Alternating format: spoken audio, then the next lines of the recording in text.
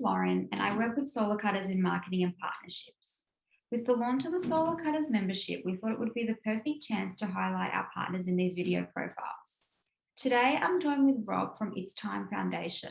Welcome, Rob, and please tell us a little bit about yourself and It's Time Foundation. Thanks, Lauren. It's Time Foundation is a charitable foundation that for the last 12 years now puts PV in remote Fijian islands so those kids can have a modern education. Essentially what's happening in lots of places in the developing world, and it's even a divide between urban areas in those countries and their regional and remote areas, is these kids haven't got 24-hour power, so they can't have a modern education. So basically what we do is we transition them from blackboards to computers, which is a pretty serious outcome these days. And most of those schools have teachers' quarters in the precinct, which will run a communal generator in the evenings for 2, 3, 4, 5 hours, and maybe it'll run for an hour or two during the daytime in the school. So the money we save on diesel then actually creates a cash flow for the computers for indefinitely down the track. So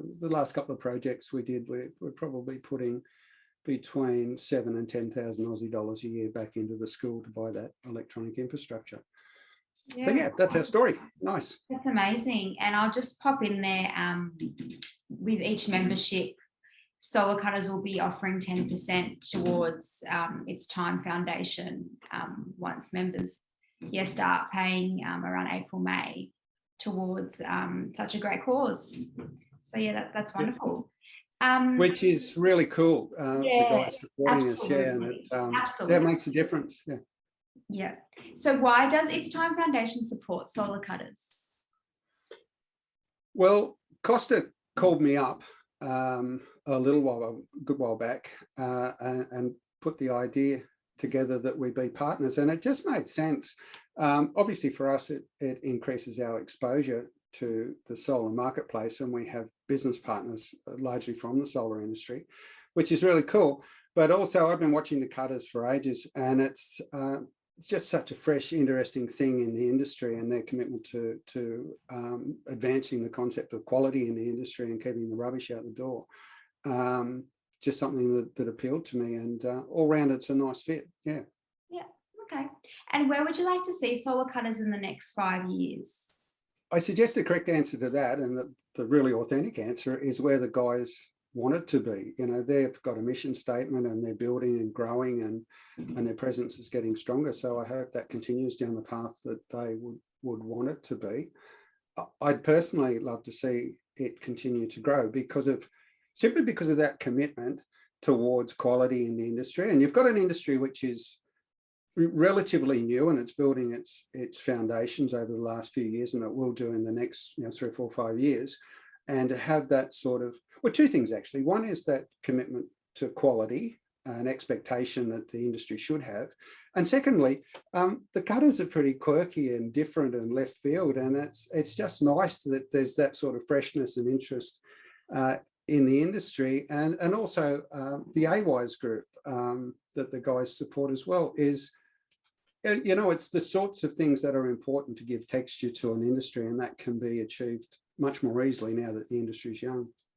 Yeah, fantastic. And now if Solar Cutters could host an event anywhere in Australia, where would it be? Oh, definitely Fiji. Fiji. Or they could do it in Wollongong down the road from me.